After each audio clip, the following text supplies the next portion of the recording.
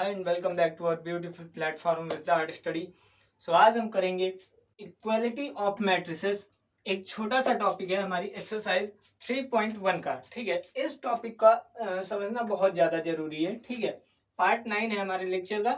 ठीक है, और जिन्होंने भी चैनल को सब्सक्राइब नहीं किया है, क्लासेस अभी जल्दी ही स्टार्ट हुई हैं, आप कर सकते हैं। ठीक है, और हम लोग अभी पार्ट 9 पे हैं। टाइप्स ऑफ मैट्रिसेस सारे के सारे आपको पढ़ा दिए थे। अब इक्वालिटी ऑफ मैट्रिसेस देखेंगे आज क्या होता है। एक छोटा सा टॉपिक है आपका एक्सरसाइज 3.1 में। ठीक है, अब ये इक्वालिटी ऑफ मैट्रिसेस क्या होता है, बहुत जरूरी है। ठीक है, बहुत इंपॉर्टेंट सा टॉपिक है और बहुत हल्का, बहुत स्मूथ टॉपिक है। ठीक है, देखो इक्वालिटी से ही समझ में आ रहा है कि मैट्रिसेस का क्या होना चाहिए, इक्वल होना जरूरी है। ठीक है, अब ये इक्वालिटी मैट्रिसेस कब देखेंगे, जैसे दो मैट्रिसेस हमको दी गई हैं ए और बी। ठीक है, ए और बी कोई दो मैट्रिसेस दी गई। अब हम कैसे बताएंगे ये दोनों मैट्रिसेस इक्वल हैं या नहीं, वो हम दो कंडीशन के अनुसार बताएंगे। क्यों, देखिए पहली condition, if they are of the same order, अगर उनका ऑर्डर सेम है। ऑर्डर सेम होने का क्या मतलब है, ऑर्डर सेम होने का ये मतलब है या वो स्क्वायर मैट्रिक्स हैं, ठीक है, वो या वो नहीं, स्क्वायर मैट्रिक्स ही होनी चाहिए। देखिए इक्वालिटी ऑफ मैट्रिसेस के लिए हमें क्या जरूरी है, स्क्वायर मैट्रिक्स का होना है। ठीक है, स्क्वायर मैट्रिक्स जब होंगी तभी इक्वालिटी ऑफ मैट्रिसेस पॉसिबल है। जिसमें कंडीशन क्या लगती है, if they are of the same order. पहला क्या होना चाहिए कंडीशन, अगर उनका ऑर्डर सेम है तो वो इक्वल कहलाएंगे। दूसरा क्या है, दूसरा बहुत ज्यादा इंपॉर्टेंट है, each element of matrices A is equal to the corresponding element of matrices B if that is Aij is equal to Bij। अब ये Ij क्या है, ये Ij क्या है, तो I का यहाँ पे क्या काम है, ये जो I है, ये I है, ये क्या है, रो है, क्या है, रो है, और ये J क्या है, कॉलम है, क्या है, कॉलम है। ठीक है, I क्या है, रो है और कॉलम है। देखिए इक्वालिटी ऑफ मैट्रिसेस के लिए दो ही कंडीशन पॉसिबल होती हैं, two matrices A is equal to Aij and B is equal to Bij is equal if and only if number one क्या है, they are of the same order, and number second क्या है, each element of A is equal to the corresponding element of B, that is Aij is equal to Bij। ठीक है, सबसे important चीज क्या है, ऑर्डर सेम होना चाहिए। दूसरी इंपॉर्टेंट चीज क्या है, करेस्पॉन्डिंग एलिमेंट्स का बराबर होना जरूरी है। यहां से डायरेक्ट वैल्यूज कभी कभी आपको फाइंड करने का आता है। होप आपको ये इक्वालिटी ऑफ मैट्रिसेस क्या होता है समझ में आया होगा।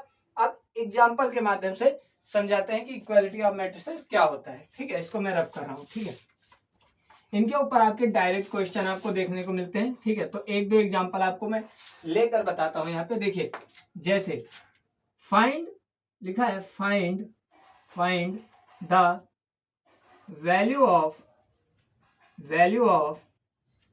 x, y, z and t। x, y, z और t की वैल्यू निकालनी है। अब एक मैट्रिसेस क्या है, x, y, z और t दी गई है और बोला गया है if matrix A and B are equal. ठीक है, ऐसे ही क्वेश्चन आते हैं इसमें। ठीक है, इक्वल को शॉर्ट फॉर्म लिखा है। ठीक है, find the value of x, y, z and t if A and B are equal. देखिए आपसे अगर वैल्यू फाइंड करने को पूछा जाएगा तो आपको इक्वालिटी पहले ही क्वेश्चन में ही बता दी गई होगी। ठीक है, जैसे x, y, z और t की वैल्यू फाइंड करनी है। ये कोई मैट्रिक्स A है, ठीक है, और B मैट्रिक्स का नाम दे देते हैं, जैसे 3, 7, -8, 5।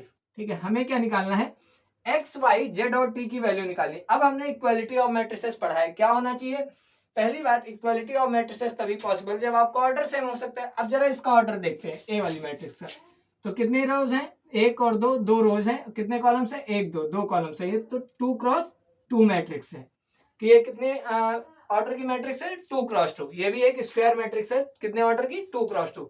इसका ऑर्डर देखते हैं, 2 रो है 2 कॉलम है, ये भी क्या है, 2 क्रॉस 2। तो यहाँ पे ऑर्डर तो सेम निकल के आ गया।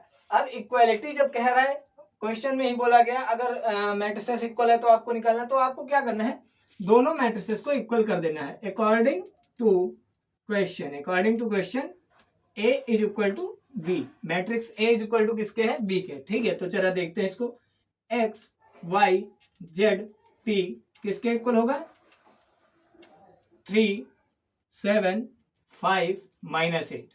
इसी के इक्वल होगा। अब यहाँ से करस्पॉन्डिंग एलिमेंट इक्वल होते हैं। करस्पॉन्डिंग एलिमेंट का मतलब क्या है, देखिए पहली मैट्रिक्स को देखते हैं। ए जैसे कोई मैट्रिक्स है, इसका ये A11, ये क्या है A11, A12, A21, A22, ठीक है। देखिए A11 से क्या मतलब है, फर्स्ट रो फर्स्ट कॉलम का पहला एलिमेंट। A11 का मतलब क्या है, element of first row and first column. A11 का मतलब क्या होता है, मैंने बताया है आपको प्रीवियस लेक्चर्स में, element of first row and first column. A12 का मतलब क्या है, मीनिंग क्या है, element of first row and second column. ये टू किसको, ये बाद वाले किसको दर्शाते हैं, कॉलम को, और पहले वाले किसको दर्शाता है, रो को दिखाता है, ठीक है। तो A12 का मतलब element of first row and second column. अब A21 का क्या मतलब है, element of second row and first column, element of second row and first column. A22 का मतलब क्या है, element of second row and second column, ठीक है। अब करेस्पॉन्डिंग एलिमेंट बराबर होने चाहिए, यानी कि ये बी के इक्वल होना चाहिए। बी के इक्वल का मतलब क्या है, B11 होना चाहिए, B12 होना चाहिए, B21 और यहाँ भी B22 होना चाहिए, ठीक है। यानी कि क्या कहेंगे, B element of first row and first column, B क्या है, element of first row and second column, यहाँ पे बी क्या है, element of second row and first column, यहाँ पे B22 का मतलब क्या है, element of second row and second column. इसका मतलब क्या है, करस्पॉन्डिंग एलिमेंट का मतलब क्या है, करस्पॉन्डिंग एलिमेंट का मतलब है A11 जो है B11 के इक्वल होना चाहिए। A11 किसके इक्वल होना चाहिए, B11 के। A11 किसके इक्वल होना चाहिए, B11 के। वैसे ही A12 किसके इक्वल होना चाहिए, B12 के। ऐसे ही A21 किसके इक्वल होना चाहिए, B21 के। और A22 किसके इक्वल होना चाहिए, B22 के। ये नहीं कि आप A11 को B22 के इक्वल कर देते, ये नहीं हो सकता है, ठीक है। करेस्पॉन्डिंग एलिमेंट का इक्वल होना जरूरी है। तो हमने सीखा करेस्पॉन्डिंग एलिमेंट का इक्वल होना कैसे जरूरी है, जो कि बहुत इंपॉर्टेंट रोल प्ले करता है इक्वालिटी ऑफ मैट्रिसेस में, ठीक है। अब करेस्पॉन्डिंग एलिमेंट को देखते हैं। जैसे फर्स्ट रो फर्स्ट कॉलम क्या है, element of first row and first column, इसमें क्या है, मैट्रिसेस में एक्स है। तो यहाँ पे element of first row and first column आपका क्या है, 3 है। तो एक्स की वैल्यू कितनी आ जाएगी, 3। एक्स की वैल्यू कितनी आ जाएगी, 3। वैसे ही वाई क्या है, element of first row and second column है। क्या है, element of first row and second column क्या है, वाई है। और यहाँ पे element of first row and second column क्या है, 7 है। तो वाई की वैल्यू क्या आ जाएगी, 7। ऐसे ही जेड की वैल्यू 5 और टी की वैल्यू कितनी आ जाएगी, -8। टी की वैल्यू कितनी आ जाएगी, -8। तो सिंपल से क्वेश्चन आपके इसके ऊपर बनते हैं। थोड़ा हार्ड भी बन सकता है, ऐसी कोई प्रॉब्लम नहीं, लेकिन इक्वालिटी ऑफ मैट्रिसेस बहुत इजी टॉपिक है। तो सिंपल सा ये लेक्चर था, इक्वालिटी ऑफ मैट्रिसेस क्या होता है, बहुत अच्छे से हमने सीखा।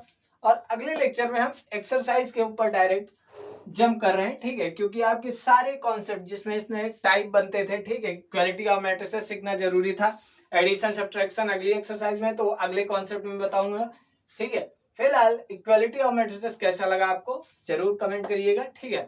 और जिन्होंने सब्सक्राइब नहीं किया वो चैनल को सब्सक्राइब कर सकते हैं। क्लासेस अभी ज्यादा नहीं हुई हैं, छोटे छोटे लेक्चर्स चल रहे हैं। क्लासेस वैसे भी 20 मिनट्स के ऊपर नहीं जाने वाली हैं, बोर नहीं होने देंगे, ठीक है। सो जरूर करिएगा अटेंड। मिलते हैं अगले लेक्चर में, तब तक के लिए अपना ध्यान रखिए। राधे राधे, सत श्री अकाल सभी को।